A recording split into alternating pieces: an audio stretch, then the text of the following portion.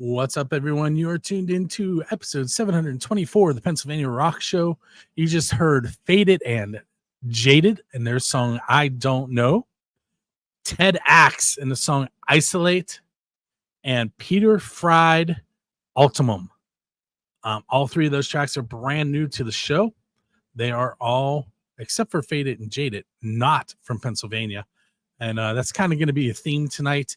And when I bring up my guest, you will understand why. He is Rick Caballo of Dead Horse Branding. What's up, Rick? Bill, how are you? I'm good. My phone keeps beeping. Very important. Feel free to answer it if you need to. I'm going to mute it. There we go. Hopefully that's done. So you are involved in all kinds of things. Yes. So I'm going to kind of ask an open-ended question in the beginning. And Dead Horse Branding is clearly branding. And I'm talking to you because there's musicians involved. But it's not just musicians that you work with, correct? Correct. When people say, what do you do? And we say, what do you need done? We can do it all. But yeah, we're based in Nashville, Tennessee, and Sydney, Australia as well. So we work with a lot of bands, mainly country, not because we specialize in that, it's because we're in the country music capital of the world, but we do rock acts and all that sort of stuff as well. But we also work in the fashion industry, automotive industry. You know, we've even crossed over to corporate, but not too much because we've got an edge about ourselves and we like to keep it that way. But mainly music and fashion is what we specialize in. So you mentioned fashion, and I know I'm going to say this one wrong.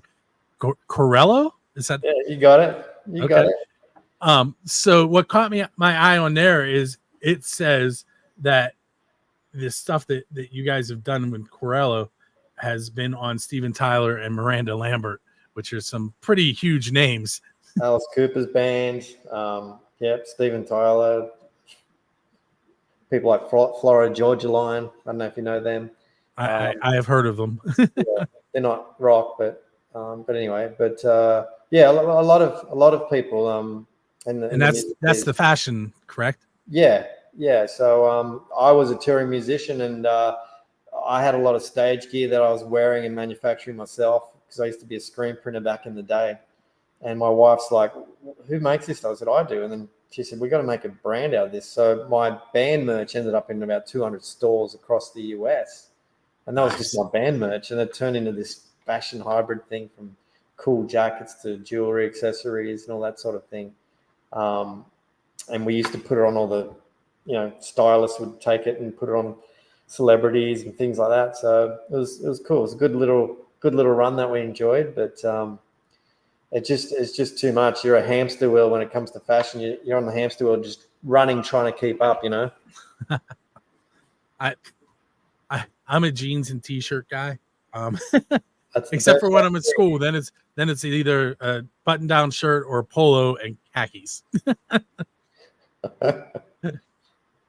But so there's so much. Like, I keep glancing over because I have the notes about you on the right, and I'm sure people see my eyes going over there. But you do. Like, it's your branding is tailored to each individual's needs. So like when you work with somebody like let's go with Buck Johnson because we were talking about him. Like, how do you attack something like that? And for someone who there's different ways for people that are trying to make it with a band or they've already been out for years. It's just a matter of getting to the core of what your message is, what you are. If you have someone that's already established like Buck that's had a massive career, you just got to pluck out his high points, put it all together. Is it cohesive? What's the market and demographic he's going for? Primarily, we like the art to drive the marketing and all that. But we live in a world today where you get one shot to sell yourself. It's literally an elevator pitch every day when you put music out, when you put a photo out. So we really need to get that message across in the first few seconds, exactly who this person is, so we can capture that audience. There's nothing worse. Because there's people like me that can, everything changes.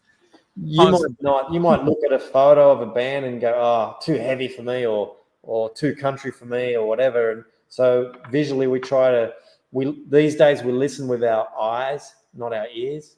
So we need to make sure the visuals match the sonic and the social media campaigns all run off the creative cohesively. But yeah, it depends on the artist. If they're established, we just try and pull out the high points and then re-navigate to where their target audience is. Because if it was over here, but now we're going this way, we need to adjust that. And then we work with a lot of new bands starting out that they don't have an idea of who they are yet and their sound. So we help develop the sound. I'm myself and my wife, who are the business owners here with our staff, we've been in the music business and the entertainment business, so we understand on both sides of the fence how it operates. So we like to make sure that all the new artists coming out, that they have the best shot they can, whether they're great and have great songs, or whether they've got something special, but they just need a little bit of polish to hone that message in on exactly what it is. Because it's very hard for young talent coming out, especially in the rock world. It's not the number one genre at the moment. Well, it is across the radio, but not so much in the limelight. It's all country now.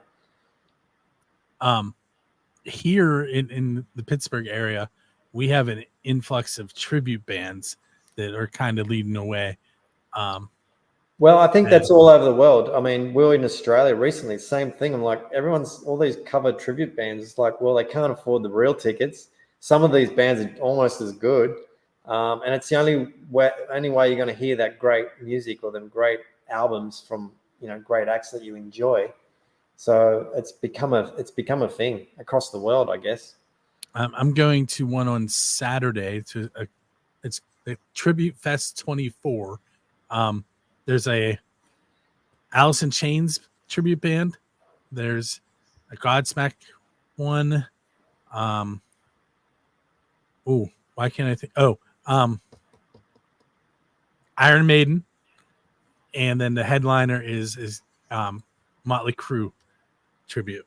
I'm going to take photos. I think I'm going to have a blast taking photos of that. But hey, they might sound better than the original. Who knows? But you checked out Black Ridge, and so I'm going to use them as an example. I've got them up here on my screen here. And we're going to play them at the very end of the show for those of you that are listening. And you asked me what they sounded like, and I was like, I don't know that I can really describe it. It's kind of rock. It's kind of funky. If you were to give them just one piece of quick advice, what would you tell them just based on the minute that you spent with them? Well, it depends on what their objective is, because I don't know how many times I go through Instagram and I see these people selling these courses. If you want to be a millionaire or billionaire, you got to do this and do that. Yes. You got to do this. You need to do 100 push-ups. Take your shirt off. This. I'm like, dude, settle down. Define what success is to you. There's bands out there that are making $3 million a year that we don't even know about. They're doing their own little thing under the radar and doing great. So you really need to define what success is to them. And I'm looking at the band. It looks like a bag of misfits, which is cool. I dig it. It's got a cool front man at the front. He's an older guy. Got some younger guys. It's a mix. So to me, it's like, what do they want to achieve, and who is their target audience? Who likes this sort of music? So I'm just watching a video here of them right now, and he's dressed up in a suit now, in his colorful suit. Oh yes, his white suit with the notes all over it, checkers or whatever it is. To me, I say this to anyone, it's consistency. AC/DC has not veered left or right from what they do. Every album sounds the same, and every one of them is great. Yeah, I mean, it's awesome. So to me, it's like, okay, where's the core of this band? What are you trying to message? You're trying to put out there? What's your song style? If you're going rock over there and you're swinging over to jazz over here, that's okay, but there needs to be some sort of cohesiveness on how you get there from A to B or X, Y, and Z, whichever way you go. But, first and foremost, I just want to know what they want to do, and their objective might be, we just want to do 100 shows a year. That's twice a week, and we want to make $1 million. So let's start there. We want to make $1 million by the time you split it up with the boys. Okay, where can you play this music across the US? Okay, that only does this. So there's only about 20 places that we can do it. Okay, can we get to $1 million if we did that? If we played those 20 places? Okay, we can't do that. Okay, what if we opened up your brand just a little bit like this, and we're doing a little bit more rock and roll instead of rock, for example? That you still love it, you're still being yourself, you're still being your artisticness is still very similar. And then we go, okay, what does that open up? Okay, well, instead of doing 20 shows a year here, we got 100 shows now. It's going to get us close to the $1 million. We're still happy. We're playing. We're doing more shows. We're going to get more money. And then every year you can demand more money because the shows, you bring in more audience, get your social media working at the same time, some publicity, some brand alignment. We do a lot of licensing where we work with other brands that we can collaborate with, whether it's alcohol, fashion items, musical instruments, music companies, that they can sponsor a tour bus, for example. And some of our acts have got tour buses on the road where they're doing 1 million miles a year. It's free advertising. It's a mobile billboard. So Right. these, especially the road dogs, these I'm rock acts constantly Googling things that I see on tour buses and tractor trailers. And these guys are road dogs. They're out there hitting the pavement and working their asses off, doing their craft across the planet, across the US right now. But some might go international.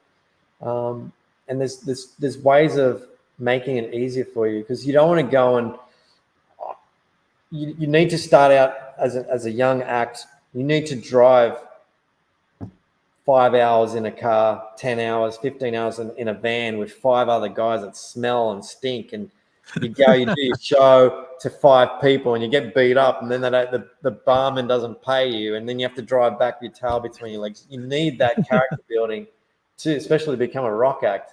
But how do you make it easier on yourself is to be very strategic. And we take the thinking out of it. We do a lot of consults where we go, okay, this is what we're going to do. Let's stick to this plan and let's see how it works. And you'll see the cohesiveness of when people start doing something repetitive. It's like going to gym. If you go to gym for 3 months, you're going to start seeing a result 3 months in one day. Not I've been working out and nothing's happening. But the next day it's like, wow, I couldn't do that yesterday. Or playing guitar, you can't do bar chords for 3 months. You can't do it. Your hands are cramped. You can't do it. And then the next day it's like, boom, you got it. So it's consistency and just hitting it. It's one of my favorite sayings is that a river doesn't cut through stone for its power, but it's through its tenacity of time, just slowly wearing it down, just hitting it. I'm laughing because I just got done teaching about erosion and weathering to my 4th graders. Doing science on this show. This is great. We do need to take a quick break. I am going to give away 2 tickets on the video side, but on the radio side, we're going to hear 3 artists that Dead Horse Branding has been working with. We're going to hear Buck Johnson, Just Feel Better, Ross Flora, As the Crow Flies, and Stone Senate Ghost. And we will be right back. All righty, let's listen.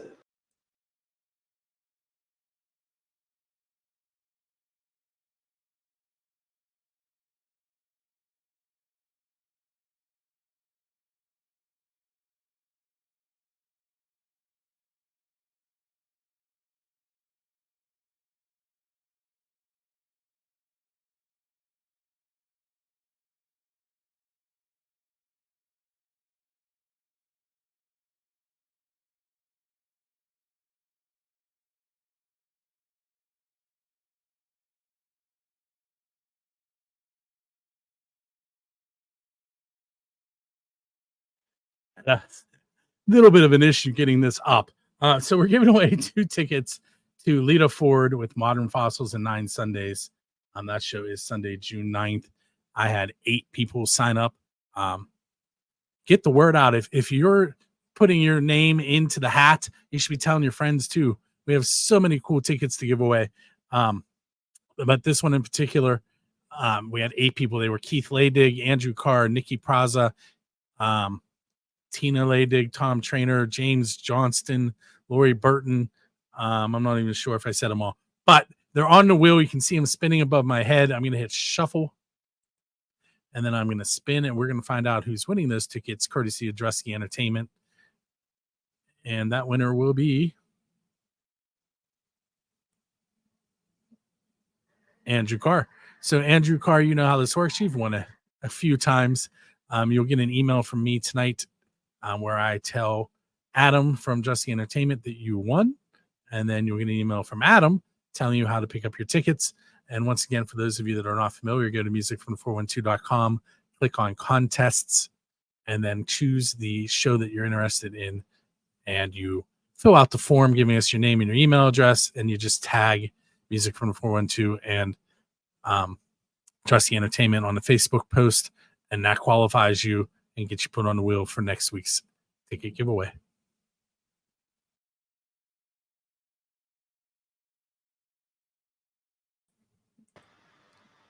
Hey, so we are back on episode 724 of the Pennsylvania Rock Show. With me tonight is Rick Caballo from Dead Horse Branding. We just heard 3 bands that they work with, branding wise, 3 artists, 2 artists in a band. So we have Buck Johnson. If you're not familiar with Buck, he is the touring keyboardist with Aerosmith, the Hollywood Vampires, the Joe Perry Project. I believe he's playing with Ringo Starr's all-star band currently. We have Ross Flora, and then we have Stone Senate, which was the band I actually contacted them for initially that I still haven't interviewed yet. So I'm going to throw that out there. But I have interviewed Ross and Buck, and I have 2 more songs from bands or artists that they work with that we're going to hear from later that are on the schedule coming up later in June and July that we're going to interview too. But I want to throw that out there because Stone Senate was the one that introduced me to you guys. And then Danielle's like, hey, how about this one? Hey, how about that one? I'm like, keep sending them. We're just in the studio a few days ago, and they're just finishing the tracks. They're working with, I forget his last name, Alan from Metallica's producer, and 9 Inch Nails. So we just got to hear all the new tracks, and they sound really cool. And it's interesting that the journey they've taken from their last album into this new album. There's a little bit, they're a little bit eclectic too. They're very rock, and then they got that country side of them, and then the southern rock side. So you get a mixed bag with them, it works perfectly for them. So great bunch of guys if you can hear them. That puts them right in my wheelhouse, which was why I was like, I gotta find out how I can talk to these guys. All right, so we'll make it happen. Don't worry. They've just been busy in the studio. So there's all kinds of things. Like you're an actual visual artist too. We didn't even touch on that. You want to tell us a little bit about that? And then I do have to ask you a couple of my oddball questions that I'm sure they prepared you. So I started out as a young kid, just drawing, painting motocross helmets at the track, and just doing art. And then I became a sign painter, and I did everything from welding to sculpting to screen printing, design, you name it, gold leaf lettering, all hand done. And then I got the music bug, and then I wanted to become this rock star. And so I did all that, wrote songs, put out albums, and toured the world. And then I met my wife, and we started our business to help other artists make it, because it's not just about how good your music is. It doesn't matter if it's great music. If no one can hear it or no one knows about it, then what's the point, really? Like, unless that's part of your objective. But real musicians, it costs a lot of money to record your songs and all that sort of stuff, and then put it out there in shape, and it takes a village. So we try and fast track any of our clients that are working with us to get to the front of the line at least, and the rest is their talent, to keep it up there to the longevity. But I got the music bug, and we started this business, and it's been great to be able to use my experience on the road, and what I should have done and what I shouldn't have done. I know exactly firsthand. So I've been able to do that. But I'm a visual guy. So I'm the head of creative and some business. My wife's very business and some creative, so we cross over. And then the rest of our staff are little minions of us, which are great. We can't live without them. So the website I popped up in the video, it's deadhorsebranding.com. If a band or just anyone looking for branding and marketing help wanted to get a hold of you, what's the best way to do that? Yeah, just go to the website, deadhorsebranding.com, and just shoot us an email from there, or just info@deadhorsebranding.com, and we'll get back to you. That's one of the favorite things we love doing, is helping bands, try and make it, because they work hard to get the craft down, but then they can't get it up on the distribution outlets. They can't get gigs. They can't get bookings. And then they'll come to us and go, well, hang on a second. Have you got this? Have you got that? You're putting the cart before the horse here. Don't waste your money over there. Spend your money here. So all that sort of stuff. We treat every dollar of theirs like as if it's ours. So we try and be very crucial on where the money's spent and how they should spend it. Creative is always a thing that needs to be, nurtured and harnessed and shaped up right now anyway, because there's so much saturation out in the market. How do you cut through the noise? So we need every little bit of help just to cut through to people these days, so you can actually make a buck. I think so many streams, like back in the day, you get 1 million streams now, it's only probably worth $3,000. I don't know what the current numbers are, but back in the day, you're talking hundreds of thousands of dollars. So it's already become harder for musicians, and the venues are shutting down and all that sort of thing. So there's clever ways of, or doing things like taking a cut of the merchandise. And whole 360 deal, which is okay if you're making millions of dollars. 360 deal is not bad, but it's really hard for young bands these days. So we try and help out as much as we can. So I do, being a former musician, you're going to get some of those questions from me. All right. So there are two that are like the official Build the Scene questions. The first one is, who's your Dave Grohl? And by that, I mean, who would you want to go up on stage with and perform one of their originals? Because, the Foo Fighters bring people up on stage from the crowd all the time. Well, I would say U2, but I don't have that range. There's only probably a few songs that I could sing successfully of Bono's, but definitely the Rolling Stones, best rock and roll band in the world. But I'm a huge fan of U2, so I'll say U2, but I'll be screeching out like a cat. The second question is, having been on the road and in many different recording studios and also working with bands, I'm sure you've eaten a lot of pizza all over the place. What's the best pizza you've had because of this job and being a musician? I don't know. I mean, I just love a good pizza. I'm a vegetarian these days, so I just love a good thin crust pizza with all the vegetables on it, onions and all that sort of stuff. You name it, just green, all that sort of stuff on top. So I'm not a huge, I love pizza, but I'm not like, I'm going to have that pizza, but anything with vegetables on it. If you could sit down with any musician in the history of the world and ask them only one question, who would you want to sit down with and what would you ask them about?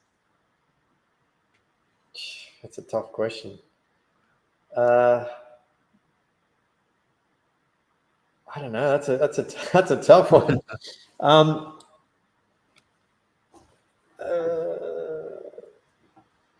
I would say probably it'd be either Bono or The Edge on how they come up with the songs.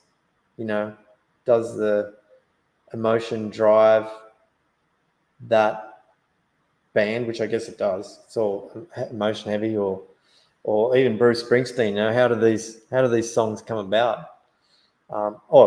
Keith Richards, my hero there, like open G tuning, and it's just amazing. I don't know. The only question I'd say is, how do I play this song and how do I play that? What chord are you using there?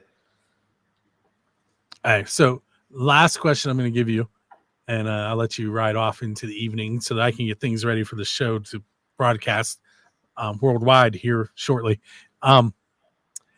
Let's say you were leaving one of your gigs and there was a DeLorean sitting out there with its door open and a flux capacitor in the back. What band are you going to go hang out with in the past? Ooh, definitely the Stones back in the day. Sticky Fingers, Exile, that era. Yeah, definitely 70s. I mean, those bands back in those days, even Aerosmith and all them guys, they were shaping what we have now. Like, we're always shaping, but that was uncharted waters, what they did back in those days, and just trialing new things and trying the whole attitude of rock and what it become, you know, like wearing female clothing and big hair and all that sort of stuff, and just being rat bags. I just had Poison, Look What the Cat Dragged in my head there with your description. Ricky Rocket, big head. Yeah.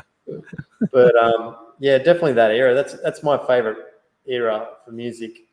It's so experimental, and it was the first, and it's very unique these days.